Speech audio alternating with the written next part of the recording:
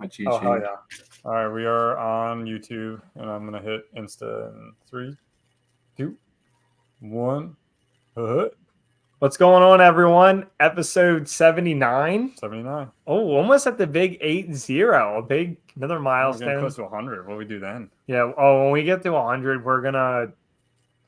I hope that comes out to our February trip. I hope that just lines up. Yeah, I mean, I'm not going to try to do some math right now, but there's a chance. There's definitely a chance. And no, but episode 79, Ben, Ryan, Chase, back-to-back weeks. Tuesday, 7:30. We're a little late today. Apologies on that. We had some technical difficulties before the show. AKA Ben's dog had to take a poop, but we won't get into much detail on that. But yeah, no, after further review, we're excited for everyone. How you guys doing today? I'm good. Excited to be back. How about you guys? Yeah, I'm good. A fun week 1 of football, and we're, got a lot to talk about. Yeah. Yeah, we're going to obviously we have to break down week 1, but ahead is week 2. I don't know if anyone saw our other video of our fantasy daily lineup, but it seemed like it was a big hit. We're going to run that back against week 2, but also to talk about how everything went this weekend. We're going to give you some sit-ems as well for this weekend, maybe for your yearly fantasy leagues. We're going to talk about the MVP award in the NFL. I know it's early, but Chase has some takes on that, and we can break that down a little bit more and what it's all about. Any type of week 2 trap games. I know everyone saw the Bengals on Sunday. I still can't believe my eyes watching that game, but you know what happens, and it could happen again in week 2. Finally, we're going to get to talk about some college football later in the show. Chase, Ben, all Penn State fans, one of the few teams we all root for, and talk about their start and just what's happened around the league in general. And then to finish it off, as we've been doing, NASCAR playoff is now week 1 in the books, and as always, Chase will break that down for us. But yeah, I mean, I'm pumped. We got a packed show. We can get right after it.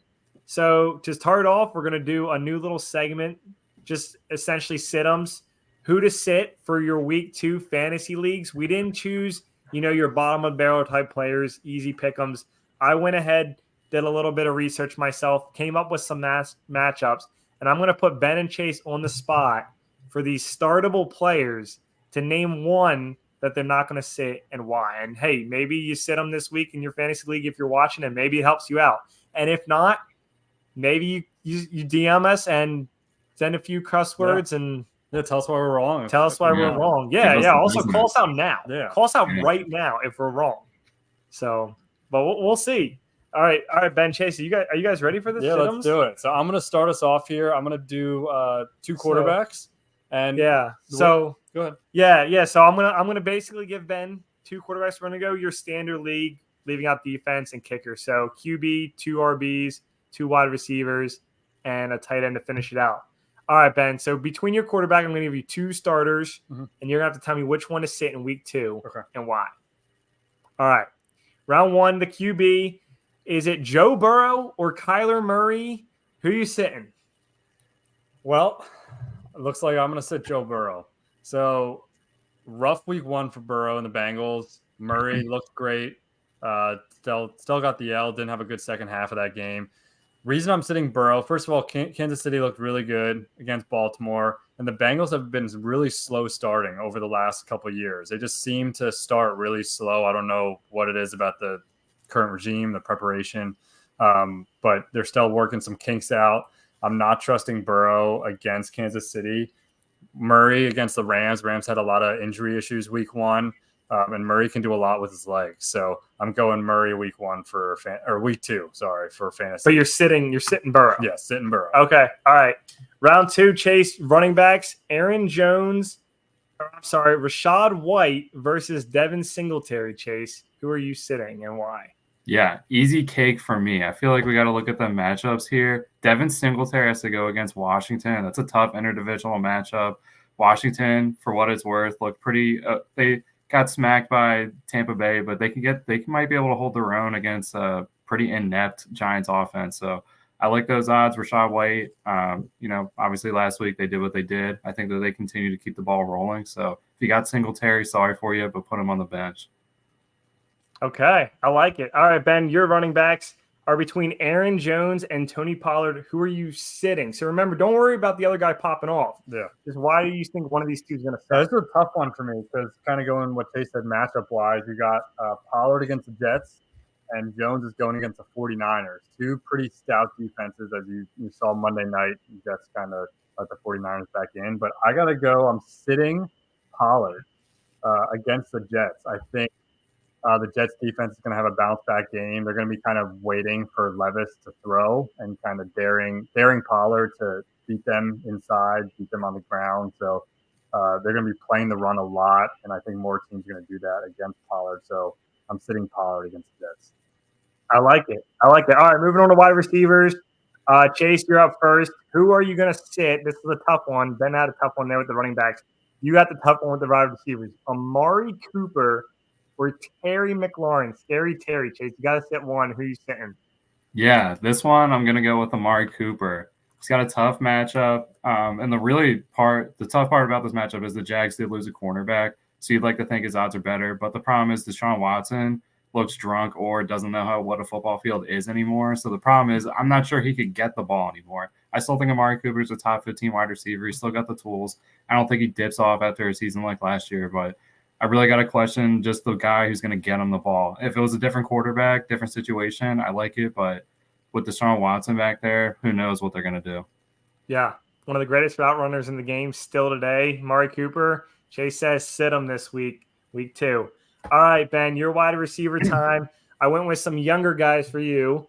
Chris Olave and Marvin Harrison Jr. You have to sit one in week 2 fantasy. Who you sitting, Ben? Yeah, both coming off really disappointing week ones. I think Olave was 2 for 11 and Harrison was 1 for 4. I'm sitting Marvin Harrison Jr. here. I know I went Murray as a start in the quarterback, but Marvin Harrison, still a rookie. He didn't look crisp out there. Murray missed him for a wide open shot later in the game. And, the Rams are still a tough team. And I'm looking at Olave as a bounce back. So I'm sitting Marvin Harrison. I like it. And last but certainly not least, not all leagues have tight ends. Probably 99% do. And Chase, to finish it out, went with 2 pretty solid tight ends. They're probably starters in most leagues. So you got Dalton Schultz. You got Pat Freiermuth. Who are you sitting? And remember, we started Pat Freiermuth in our weekly fantasy lineup last week. So interesting to see what your take is here. Yeah, I got to give myself the big oof here. I'm a big Pat Freiermuth guy. I told you to draft him last week. We put him in our fantasy lineup. I'm going to sit him this week against Denver. I'm not sure what the quarterback situation is like. Could be tough with Russell Wilson. Tough time getting their offense going. And Denver, their defense, I don't think has dropped off a whole lot. But, I just think it's a tough matchup for Pat. I think he still gets in it, still be fantasy relevant this year. So if you got him, pump your brakes on him. But I think matchup-wise, not so solid. And Dalton Schultz, I think with Houston, they have so many more weapons. But he's always in the mix if he gets his bingo card pulled. So I like his odds a little bit better this week. Yeah.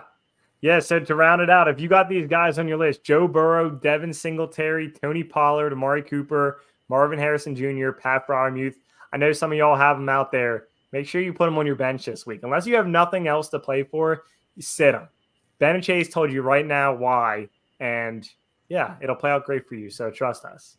Yeah, or if you think you're buffoon, start them and tag us in it next week. Yeah, yeah, for sure. No, I mean, I thought that was fun. Yeah. I know we're going to keep doing the fantasy lineups, by the way. That'll be separately, and we'll post that on the weekends before the week 2 games. But, I mean, Tuesday's a big day for fantasy football. Some people are playing the waivers. I know I will be tonight, being in dead last place. So throw out a claim. I know I'll get the player, but there are players you got to look at and who to sit. And, maybe you don't have another option better than Pollard. Maybe go out play the waivers and not play Pollard this week because – I mean, Ben's right. So, yeah, we'll see what happens. But that was a fun little segment to start it off. Yeah, I enjoyed that. Yeah, for sure. All right, let's go to segment number 2 here. We're just going to talk a little bit about the NFL MVP award. And it's kind of been a QB award for years now. And I think we want to share some thoughts on kind of what we think of the award. And is it just a QB MVP award, not really the league MVP award? Yeah, I would have to agree with that point. We would have to definitely pull up a list of the previous MVP winners, but it feels like for too long, and especially this year, pulling up the odds for who's the favorite for MVP, it's ridiculous. There's quarterbacks all over the place on there. The first running back listed was Christian McCaffrey, and that was outside the top 15. And I know he's hurt week 1 and possibly out week 2, but still, that's pretty crazy that it's just quarterbacks, and there's some pretty garbage quarterbacks on that list. So I don't think they have any chance of winning the MVP. It seems absurd that these running backs, wide receivers, tight ends don't have a better shot over some of these other quarterbacks. I get they're the ones throwing the ball, but at the same time, they can't always have all the glory. And not to mention, not that the offensive line gets shelled on every single award ever, but they do. And there's definitely times where a right tackle, a left tackle, or a center, or even a guard may have been the best player on that team, maybe even the best player in the league. I mean, you have guys that have standout careers like Trent Williams, just to name a guy that have the stats, they're legitimate to their team. If you took them away, their team would not be playing the way that they do. So for me, it just feels like it's really turned into the best quarterback award, and it shouldn't be. It should really reflect other people on the field too, because they contribute to the success just as much as the quarterback does. Yeah, have a tackle or guard ever gotten votes for an MVP? I don't know. Maybe a left tackle one time in like the 90s. Let's see if that was ever the case. I mean, over the last 20 years, looking at the list, it's been all quarterbacks, and the only other position I've seen is running back, which is kind of surprising being how much of a wide receiver league it is. I think Adrian Peterson was the last non-QB to win in 2012, and then LT and Sean Alexander went back-to-back in 05 and 06. Yeah, Lawrence Taylor was the last non-quarterback or running back, which is 1986.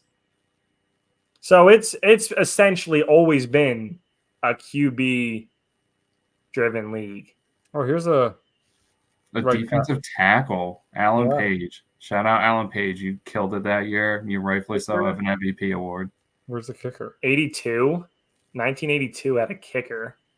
That's crazy. Mark Mosley, I don't know what you did for the Redskins that year, but you probably deserved it. It must have been like a short year or something. Was that like the scab year, whatever year the NFL went on strike? Yeah, it was only 9 games. Wow, what a dick move by the NFL. They gave it to a kicker. He said, F all you other players, the kicker gets it. What an amazing year he must have had. I mean, just Mark Mosley's 1982 season. He was 34. What? So he went 14 for 14 back when field goals were really hard. Right? No. I don't know. This is it was shorter. No, it's just total. Okay. I see now. No, total, he went 21. 33 for 40. 20 for 21. Okay. 20 for 21. His long was a 48-yarder. Boy, have times changed. Yeah. Bro. What? He was third in Offensive Player of the Year voting. Oh my God. No. What? That's wild. I need to know more about the 1982 NFL season and what a we'll do it. That'll have to be on the back burner. But going back to the list, essentially from the 80s no on, wide receivers. Surprising. Yeah, never a wide receiver. It is very surprising. I think the biggest point Chase is making, I mean, you look at since 2004, right? And then on top of that, I think for me, Chase, and you're a Ravens fan, but last year I felt like Christian McCaffrey should have won MVP. I don't even know where the voting landed. Yeah, Brock Purdy was like neck and neck with him. Brock Purdy obviously is not as good without Christian McCaffrey, but he finished third last year when it felt like he might have had the best season, in my opinion, and part of the reason why the 49ers were as good as they are. But yeah, I mean, I agree. I feel like part of it too should be like, if you put this player in every other team, do they make a difference? And I feel like that should really stand out above like who wins the award. Like if Christian McCaffrey legit was on every other team, he probably makes them a better team in some way, shape, or form. And if we looked at like the Offensive Player of the Year award, I bet you like it's almost like the NFL is using that award as like the non-quarterback MVP award. Like if we go down the Offensive Player of the Year award, it's almost like that's what they're using instead of And same for defensive player too. It feels like defensive players are never going to get a shot now at MVP because they just can win the Defensive Player of the Year award. Yeah. But like here, look at the Offensive Player of the Year awards, and it's like, I mean, you have a couple quarterbacks, but it's much more diverse as far as like running backs, wide receivers. Okay, 2021 Cooper Cup season, another season where I thought he triple crown MVP. Yeah, Derrick Henry's 2020 season was ridiculous. I honestly feel like this is the MVP list. Like, if you wanted to find out who legit put up the numbers that year and not just the popularity contest.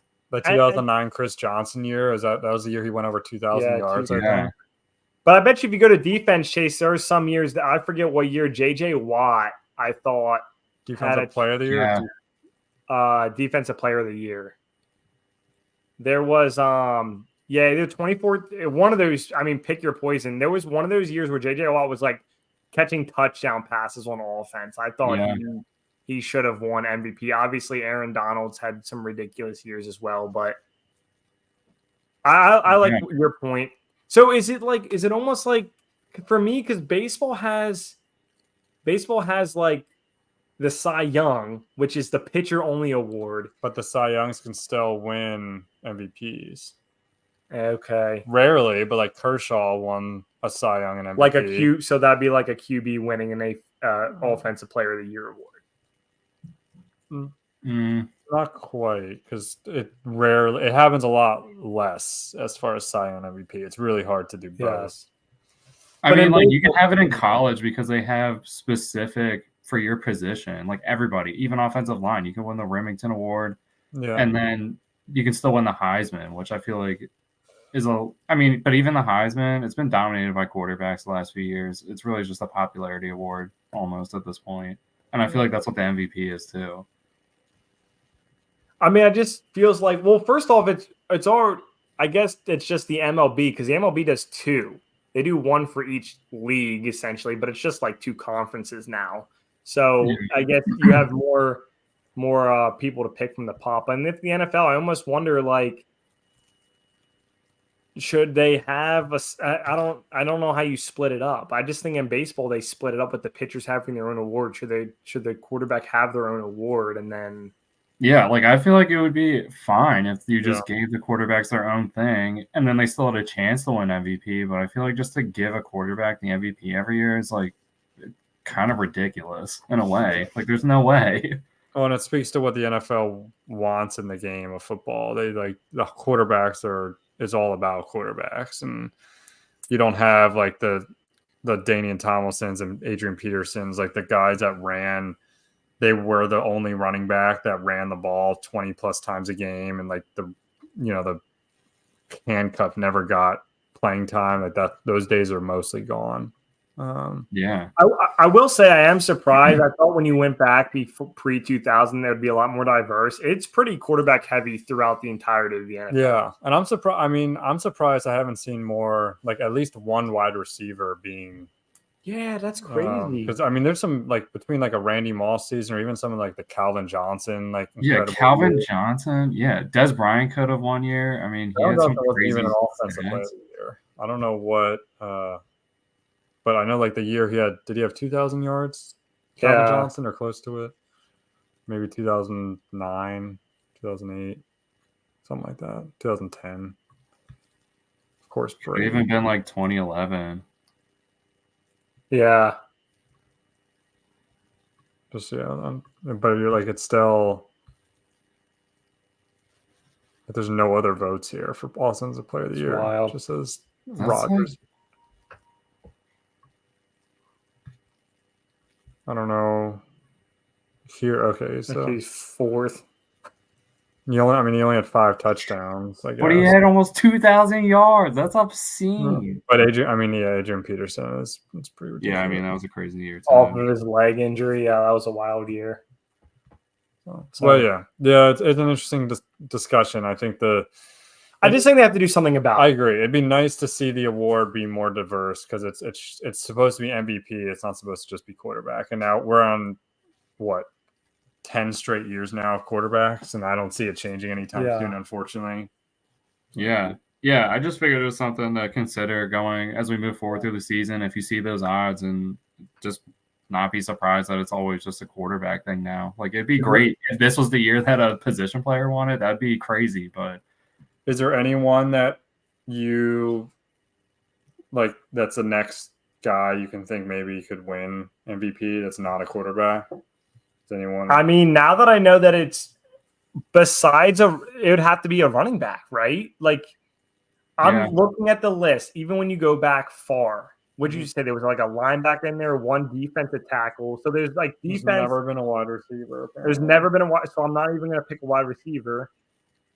Okay. By the way, that's a great trivia question. If there's been a wide receiver or a kicker to win the MVP? Everyone's going to say wide receiver. Yeah, that's true. It's great. I mean, so if you scroll back to the beginning, it's fullback, halfback, basically running backs, right? But then QBs. Yeah. And it's essentially that for the whole time. You have one tackle splashed in, Chase, credit you, one kicker, one linebacker, and that's it. So it's, since the beginning of time, been a 90% QB award, 8% running back award, 2% other players, and 0 wide receivers. Yeah. So, well, the reason I'll tell you guys why I got onto this was because I just was realizing that Saquon Barkley, I was just thinking about his unbelievable career at Penn State, how much joy that brought me, and watching him Friday night with the Eagles, a thought crossed my mind that I was like, if he was really healthy every game this year, not that he's gonna have 3 touchdowns every game, there's gonna be games where he has 0, but just the abilities he has to catch the ball out of the backfield, to basically do what Christian McCaffrey does, both of those guys should be in the conversation if they're both healthy, because they really could be MVPs, in my opinion. He was literally, when I asked that question, he was who I was thinking of that has like a chance, because he could run that offense. And again, the big question with him is if he can stay healthy, but he has the opportunity to have a 20 touchdown year with, the way that offense can move and be something special. But, would they even give him opportunity to get an MVP? Probably not. Yeah, no. I mean, he was buried on the odds. Like, it was insane how far down I think there was backup quarterbacks ahead of him. Put a unit on it. Yeah, I was so tempted. Christian McCaffrey he ended with more votes than Brock Purdy last year. True. And so there's a chance. Yeah. But I mean, like, for me, the Christian McCaffrey last year and the Derrick Henry 2020 year, both of those guys didn't win. So it's hard, but yeah, and you got 2022, you got Justin Jefferson down here in 5th when he had his 1,800-yard year. I mean, Micah's in there too, which is and Nick Bosa. I mean, that's Nick Bosa. That's true. If there's a defensive player to win nowadays, it'd probably be your defensive ends. Yeah. And this could be a year you could argue that now Rodgers that's a pretty ridiculous 37-4. That's true. Yeah.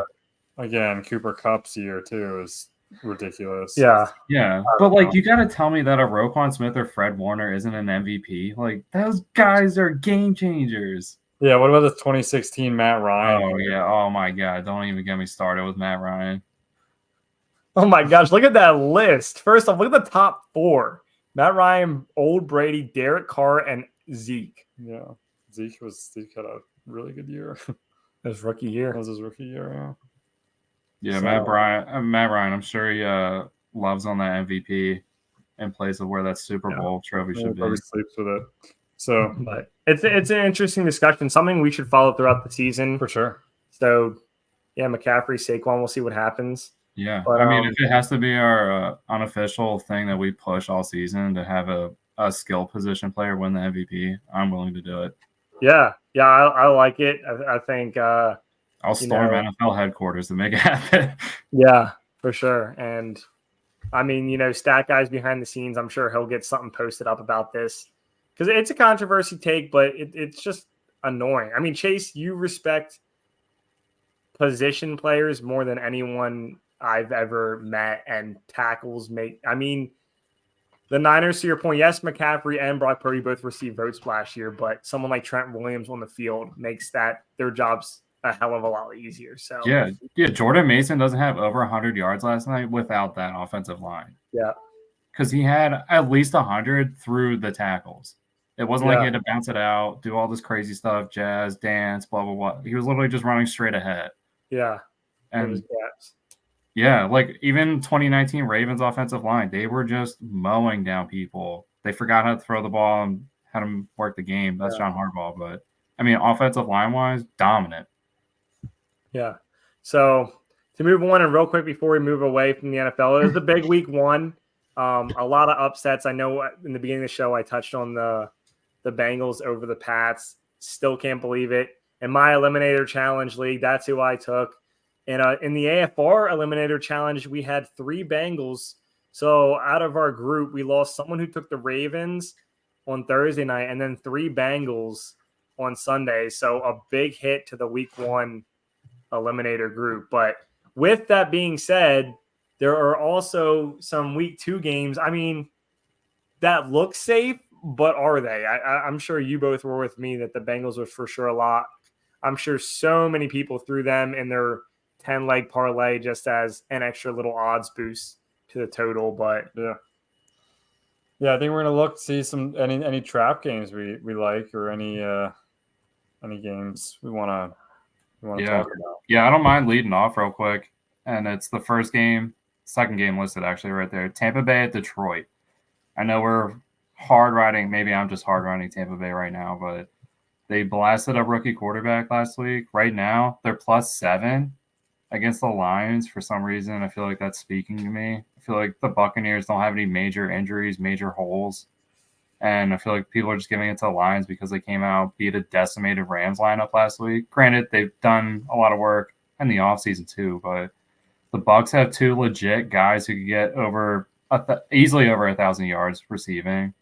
Rashad White's no Piper either, so I feel like that is a good spot right there. I feel like the Lions being heavy favorites in that game. -320. Oh. Yeah. I don't know if the odds offhand for the Seahawks Pats. That guy might be able to get me help out. But my trap game, I'm going to ride New England here. I hate New England. I picked against them heavily, but they were projected to be probably the worst team, I think, record-wise in the NFL this season. I think their over-under win total was 4.5. I think I took the under on that too.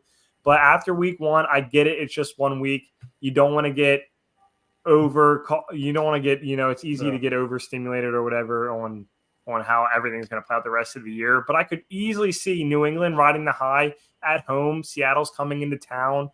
West Coast team not going to be ready for this energy that the new coach is bringing New England. Jacoby Brissett played a pretty solid game. Ramondre Stevenson had a great game. I could easily see the Pats starting off 2-0 and losing the next 8 games and first 10 games 2-8. But I think that they could continue it. Not saying they will win, but a hardcore trap team for Seattle, who had a rough time in week one. They get the win, but wasn't easy for them either. Yeah, I think there's one game I'm looking at here, down here, Jacksonville and Cleveland. I think a lot of overreaction to Cleveland. Obviously, they got destroyed by the Cowboys as favorites, which was really weird that they were favorites. So dumb. Anyway. That should have been an easy lock. We also told everyone about. Yeah, but people are definitely low on the Browns right now. They're going to play Jacksonville, who had a tough loss against the Dolphins. Jacksonville's at home, looking to be content, but I could see them looking ahead to week 3. They have a Monday night game in Buffalo, week 3. And I can see them kind of overlooking Cleveland, thinking they can get by with a win, looking ahead to Buffalo. So look out for Cleveland and potentially give them a tough test there. Yeah. I like it. And we should really call it as it is. Like half the guys don't practice. They don't play in preseason. So really, these first 4 games almost are the actual preseason. Yeah. Because there was no way you could tell me just watching some of the performances. Trent Williams went out there, dominated. He sat out all camp. I don't think it really matters for him, but Ayuk just looked like rusty. I mean, he dropped. He looked so out of shape. He looked so out of shape. He looked gassed. And a lot of it, too, is just having a lot of good chemistry. Like, I could tell that Brock Purdy and Jawan Jennings have been practicing a lot because you could tell in the game immediately. It's just a guy he was targeting right down the barrel and over guys like Debo, Kittle. So it just told me that the guys who really have been practicing showed up this past Sunday, and the guys who haven't been probably didn't put up the numbers. I agree. And I will say one more game I'm just interested in seeing your Cowboys, Ryan, against the Saints. Saints had a massive week one against the Panthers. No. They did. That's a fact. They had a massive week one. And Dallas has the Ravens week 3. So I could see them kind of looking ahead to that as well, and looking past the Saints as a matchup. I mean, both teams I think overperformed a little bit week 1, so it'll be kind of interesting to see how that plays out in week 2. Okay. You don't think the Ravens overlooked the Raiders at all for the Cowboys game either? Probably not, since they lost in week 1. Oh, the Ravens were my second game, but I didn't want to seem like You too think? much of a Debbie Downer. I didn't say the Cowboys only because they're still at home against the Ravens, so I don't always when they stay at home, but like that's why Jaguars concern me. You've got a Monday night game next week against Buffalo and Trevor Lawrence. Yeah. So, but just interesting to see how the Cowboys and Saints kind of perform. I mean, the Cowboys played really well and Saints did too. So, yeah, we'll see. It was a fun week 1. Our teams actually went 1-2. Cowboys were the only team that won. mm-hmm. Now the Jets and Ravens both had very good opponents, so we did run with that. I think that I'm going to call it now. I think that's the worst our teams will do in a week in 18 weeks. I mean, the Jets are just kind of getting their footing a little bit. They're, Rodgers. I mean, Rodgers went through a full game and is still healthy. That's fine. That's a win. So he's going to keep building that chemistry. Wilson, keep getting him involved. Yeah, it was a tough defense. We know the 49ers always have a tough defense. So Salah being on the staff there for so long, they know his tendencies, know what he's going to do. So the Jets have always had a tough time against the 49ers in recent years. But look forward to, they should have a winnable matchup against Tennessee, and hopefully he can take that one. Yeah. All right, but with that, we got to pivot to the other league that we haven't touched on yet this year. Chase, I'm going to throw it over the wall across the Pennsylvania pond to you, which is college football. Now 2 weeks already into the books, and I'll let you take it away from there. Yeah, we're in it. We're in the thick of it now. Some would say even 3 weeks with week 0 action, which is dumb. It's week 1, but whatever. So whatever week we categorize this as, there's definitely been a lot of surprises. I'm just going to go ahead and give 5 garbage teams, 5 surprises, and then just a few notes at the end, just of my thoughts so far on how the season's unfolding. It's really been a nice one. I've been able to catch a decent amount of the game so far. If you haven't been, always check in. I mean, there's some insane things happening. There's teams that you think are going to win that suck and will disappoint you and rip your heart out. So we have all those. But let's go over the 5 garbage teams I have right now listed in order. Number 1, Colorado. I think if no one agrees with this, you're an idiot. Deion Sanders sucks as a coach. I don't think he knows what he's doing out there. There's been a report, maybe it was false, maybe it was accurate, that he's just trying to do this for his sons, which by the case, if it's his sons, fine, but I don't think he's really doing anything. And he has the option to really make something special at Colorado, but definitely a disappointing spot for them. They got blasted their first 2 weeks. They haven't looked competitive at all. I'm not sure what they spent their money on this past offseason, but I don't think anything. So they're in a terrible spot. I feel for you Colorado fans. You've had so much hype, and you've got nothing but destruction on your hands. Number 2, FSU. Same situation. No idea what's going on. They lost a lot of people to the draft. You could say that's part of the problem, but really to start the season 0-2, you dropped on to Boston College, and you lost to Georgia Tech. I mean, 2 opponents you should have easily handed, should have 100 points scored on the season between the transfers that they've gotten. Not a big DJU fan. I just think he's been around way too long. He's lost his job to too many people. And I think for him to finally get it right now just doesn't seem likely. So that's FSU. Good luck with them. 3rd team on my hit list, Notre Dame. I don't even know where to start. There it was. I was waiting for that. I was waiting for it. I don't even know where to start with this team. First off, I have a rooting interest in having Notre Dame win. I followed them for 2 years now. This year, had opened up with a huge win at Texas A&M. I looked at their schedule. If they could beat Texas A&M, I thought they could legit go undefeated, secure their chances into the college football playoff. With 12 teams now, you can survive having 1 loss or 2 losses. Yeah. 2 losses, pretty much the max, and it better be a good loss, that second loss. But Notre Dame right away, shot out of the cannon, Texas A&M, huge game, national game of the week. Everyone's got their eyes focused on them. They go out there, they win. Now you could say that Texas A&M maybe isn't a great team. They did lose a few people in the portal. put those things aside. Notre Dame has a lot of hype going in against NIU. I know NIU. I love the MAC. I especially know NIU because their head coach is Thomas Hammock. Spent a lot of time with the Ravens, coaching up the running backs. He goes back to his alma mater of NIU, gets paid $1.4 million, and dumps all over Notre Dame while he's doing it. I don't know what Notre Dame's doing. Marcus Freeman might be a good coach. Doesn't seem like it. They have way too much talent on the roster, and they keep trying to survive by getting transfer quarterbacks. Sam Hartman, great story, not a great quarterback. Same thing with Riley Leonard, great story at Duke. Not so sure he's a great quarterback. And they keep hitching their horse to this train. I don't think it's going anywhere. Notre Dame, you're not making the playoffs, but I'm still going to watch you, so hopefully we can pull it out. Fourth team, Oregon, new to the Big Ten, barely survived 2 weeks of college football so far against pretty subpar opponents. Idaho, they're not even FBS. I don't know what's going on with that, but they struggled. And then this week against Boise State, Ashton Jeanty, get to know him. He's going to be a high draft pick. He's a running back. He's going to take over what Alexander Madison did if you thought he was good. Ashton Jeanty is way better. This guy has, I think, 6 touchdowns on the year. Pretty much got that all week 1. But they played Oregon, kept it close. Oregon had to kick a field goal. And Oregon had a lot of hype this past year, and especially going into the Big Ten, they have to make it. They have a lot riding on this. They got Dylan Gabriel, another guy who's transferred 100 times.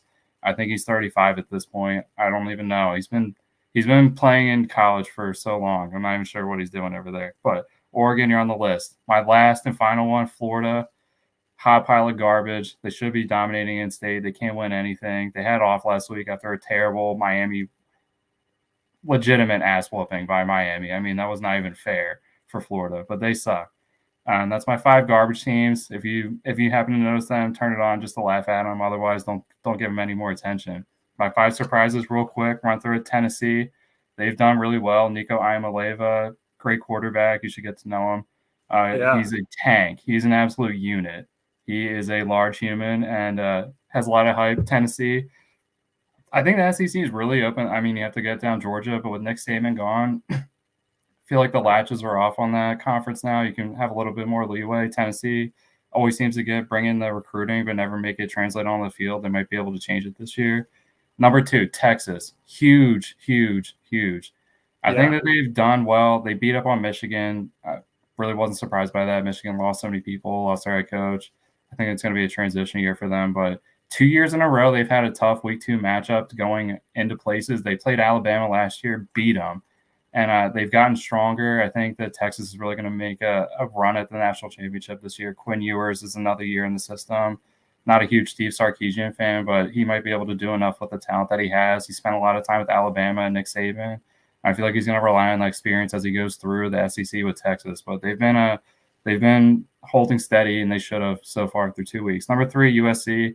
Obviously, losing Caleb Williams. I really wasn't sure where they were going to go.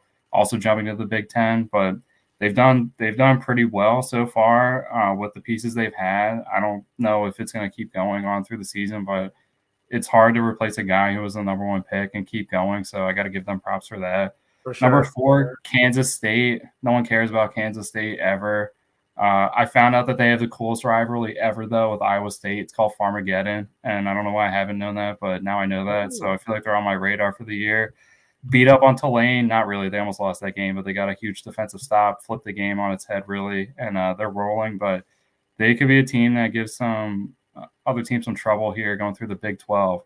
And number 5, Georgia, could be asking me why I have them on my surprise list, but they're the national champs. They should be dominating, and they are through 2 weeks. And I don't see that changing. They went pantsed Clemson week 1, only gave them 3 points, really spanked them. And then last week with the FCS game, dominated them. But they're a team that's obviously going to be competing for the championship. Everyone knows that. But to keep the actual hype going and not have all that come into your locker room and infect it, I think is really key. And I mean, that's why they're the number 1 team, and I don't see that changing unless another team can do that. But just going to give you my 2 rando teams I'm following this year. Number 1, Tulane. I don't know why I just picked these 2 teams, but Tulane, they're going to have a few guys get drafted in a few years. I'm not sure I'm not going to guarantee they're going to be high draft picks, but I've enjoyed playing with them in NCAA 25 and watching them play so far. Their quarterback, Daria Mensa, running back, Mekhi Hughes.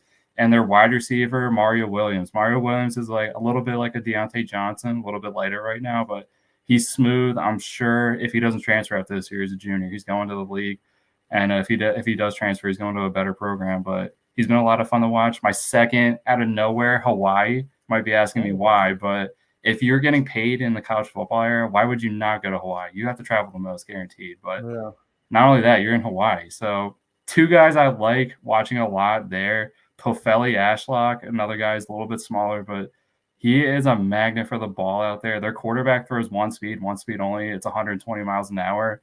And this guy catches a lot of it in tough situations, but have fun playing with him. And their backup running back, Cam Barfield, I feel like if he stays the course, probably not going to make it to the league stand at Hawaii, but he's been a fun guy to play with. He's got explosion. Needs to see the field more, but if he does, he's going to be an exciting player. So keep my eyes out for those two people. Last final point, and this is dragging on, but this is great content. I love I don't know if you guys have seen back pick. Yeah. Oh, dude, Hawaii, I was all over it. They played UCLA, kept it close. Also, their kicker from Japan never kicked before, but before he got to Hawaii, it's his first year kicking. He's only ever done camps. I was like, this is amazing. Wow. Yeah. But my third point, I don't know if you guys have seen it. Nebraska finally being so relevant. They did beat up on Colorado last week. Fine. But their quarterback, Dylan Raiola, I don't know if you guys triggers you at all. Yeah, I'm pretty sure he's not. I'm pretty sure his dad's not Dominic Raiola. I'm pretty sure he fell out of Patrick Mahomes' fart out of Patrick Mahomes' ass. Yeah. It's too much. It's one thing to have be influenced by a guy, but he's a legit Patrick Mahomes clone, and it's the cringiest thing I've ever seen. When we were drafting, they put the Nebraska game on, and I remember Lindsay looked at the TV and she's like, "Is that Mahomes?" And I was like, it looks just like I was like, I didn't know for a second. It was wild, Chase. It's crazy. Yeah. You said it. Everyone said it now. It's obvious. Yeah. I'm sure he looks up to him heavily, but yeah, I mean, Patrick Mahomes tweeted out, said, "What's up, Cuzzo? Fine, whatever. You got Patrick Mahomes stamp." But I don't know. I think it's one thing to just make your own thing. I think it means more if you just. No one was Patrick Mahomes before he got into the league, and really no one even cared about him before he got to the league. Yeah. But now we all know Patrick Mahomes' style, and it's like, okay, Caleb Williams is like a derivative of that, and Jaden Daniels kind of derivative of that.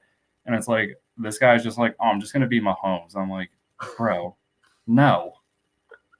That's wild, bro. That's wild you said that, because literally I thought the same exact thing. It's still in Nebraska. It's not like... Yeah, first off, Nebraska, bro. You're known for volleyball. Yeah, women's volleyball. Women's volleyball is what you're known for.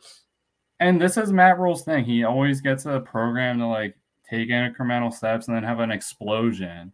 But those are in somewhat lesser. I mean, he did it at Temple.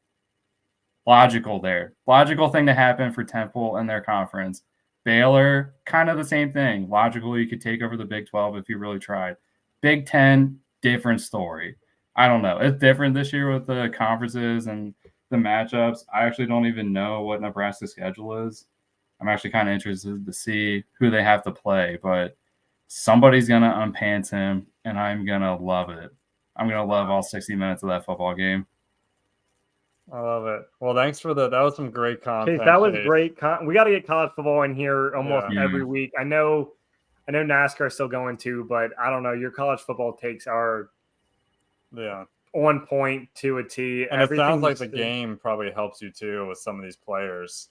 Oh, yeah, definitely. I mean, there was no reason I'd be watching Tulane or Hawaii play games unless it was just because I was up at midnight and Hawaii was on. But, yeah.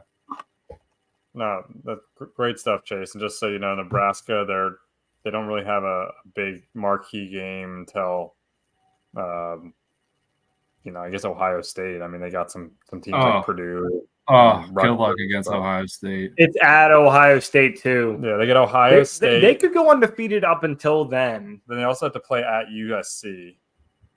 Yeah. I mean, and some of these Big Ten teams that you're looking at that you don't think should have a shot, Illinois, Purdue, Rutgers, could make those games interesting. You never know. Illinois, they just beat a ranked team last week in Kansas, so Hey, Northern Iowa, you don't know. They get Nebraska, then Hawaii. We'll see. Okay, Ben, who Yeah. have they played so far this year? Valparaiso and St. Thomas. Stop. Got some. I'm about to put the house on Nebraska on Saturday. Do it. Do it. I'll bet you and I. What's the spread? Oh my gosh. But All right. no, it's great content. We'll dive more into college football next Yeah. week. We'll definitely have to touch on Penn State too. Oh, yeah. Go ahead, Chase. Yeah, no. I mean, they've been surviving. A little scary last weekend with the MAC team, but that's why I love the MAC conference. Never know what you're gonna get. I feel like every true college football fan loves the MAC. Yeah. Well, Like if you love first, college football, you love the MAC. yeah, they own Tuesday nights. We own Tuesday nights. We're leasing it from the MAC, but we get Tuesday night action. It's great. I love. It's just the matchups there too. Is sometimes you get a guy who transfers back or shouldn't be there, but you can never count out a team. They could be down 4 touchdowns and there's 7 minutes left, and they scored 5 in 3 minutes. So the swings, the things that just happen in those games, it's great. Gives you a little midweek action, a little pick me up when it starts getting dark out. Yeah. Yeah. So, no, great content. It's been a great show so far. I know we're coming up about to our end though, but Chase, we've been riding it for so long. We have to at least touch on NASCAR real quick since it was the first week of the playoffs. I know you just basically spilled your guts out on college football. If you have anything left in the tank and you want to spill, I know Christopher Bell, he should be still in it, right? He should have advanced through week 1 of the playoffs. Yeah. It was a good race. Yeah, this weekend was at Atlanta, second race of the season at Atlanta. We had a fall race back all the way, not a fall race, sorry, spring race all the way in February if you count that as fall or spring. Jesus, I keep doing that. This was the fall race, and again, 2 guys who dominated in the spring dominated again in this race. Joey Logano ends up getting the win, overtime dub. Your Connecticut guy, Ben, getting himself in there looking for a championship. Daniel Suarez again had another masterful race at Atlanta. He won there, just barely beating out Ryan Blaney back in the springtime. But the Penske guys dominated. Austin Cindric had 90 laps led. Ryan Blaney did a lot, and Joey Logano got the win. So I could say his Penske as a team really did their job. Otherwise, the things and Joey Logano advances automatically to the next round with the win. And then there's guys who will get the points based off this. But I would say some notable things that happened early. Kyle Larson wrecked on just seemed like a just random happenstance thing where a tire possibly got cut down. He hits the wall, took out Chase Briscoe as well in that accident. But the biggest thing for me was Denny Hamlin. He just seemed like he couldn't pull the trigger at all. Had to go in the back of the lineup and then basically hung there, got himself up pretty decently far in the field, and then didn't feel comfortable and dropped back out. And he did all this because he didn't want to get in a wreck. And I understand it was getting a little crazy, but overall there weren't as many wrecks as I thought there were going to be. And there definitely weren't as many as in the spring race, but he ended up getting in a wreck because he was back there at the end of the race and really damaging himself. He didn't want to get stage points in 1 or 2 and then left it for the third and got himself in an accident. So Denny Hamlin on a quest, doesn't have a championship, really confusing first race in the playoffs, I would have to say, for Denny Hamlin. A guy who needs a championship, wants it for his legacy. That's not pretty much the way I would consider him going out, especially at a racetrack like Atlanta. He should be able to dominate a spot like that, but a little hesitant. We have 9 races left. This week's at Watkins Glen. All the road racers are going to be out there. Yeah, so I'd have to say William Byron, Ty Gibbs this year has been unbelievable at the road tracks. I would say they have a pretty good chance. Just it's going to get crazy here. There's road courses. I mean, everyone's going to get all wound up as they should. But and even Tyler Reddick, I don't even know. I just blanked on him being in there. But regular season champ, put up the numbers, and he's been excellent at the road courses. So I would say those 3 guys, if I had to handicap it, probably one of those 3 come away with it. And Kyle Larson, of course. But those guys just seem to have the speed to go along with the control. So yeah, that's where we're at with NASCAR, closing in on the end of the year. Oh, so Christopher Bell. No eliminations have happened yet, correct? No, I think after this week or next week, then it'll close off, and then it'll be in groups. But Christopher Bell, I'm pretty sure had a top 10 finish. Fourth. A little bit of a weird day for him. Just couldn't really get the speed or the grip, which a lot of people were struggling with early in the race. But still finished with the top 5. I'll take it, especially the points, and he was consistent throughout the day. So the other thing that's been big with him is he hasn't had his crew chief been in location for about a month and a half, month and a few days, because he got in an accident. So he's been doing stuff remotely on race day.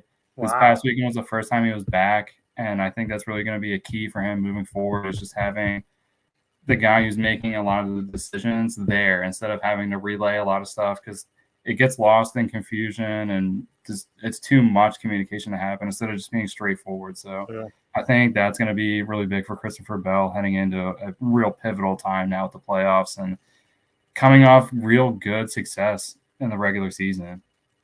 Yeah. So, we'll see how Watkins Glen plays out. He got a good amount of points in 4th, another top 5 finish.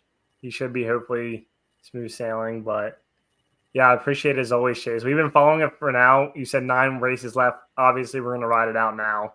It's been the whole season at this point. So backing out now. No, it's been a great show. NFL, college football, a touch of NASCAR. I think we're getting ready to wrap it up. Does anyone have any last points before we end episode 79? No, this is a good episode. Appreciate the college football. That was Chase. That was great content. Yeah. I loved every bit of that. That was awesome. Yeah, I mean, I had a little bit pent up because it was 2 weeks of action, but I think we got it all in there. And I'll definitely be keeping you guys updated with Hawaii and Tulane, see what their action's like, see if they can lock themselves in. Hey, 12-team playoff, you never know. Yeah, you never know. Love to see one of those. There's going to be some weird. There's going to be at least 1 or 2 weird teams that get in there. You're like, wait, what the heck? So yeah, it'll be fun. All right. But yeah, great show today. I appreciate everyone who watched, listened. If you listened to this later than tonight, also appreciate you. Remember that. But episode 79 of After Further Review, Ben Ryan Chase officially out. We'll see you next Tuesday at 7:30 Eastern. Deuces. See you guys.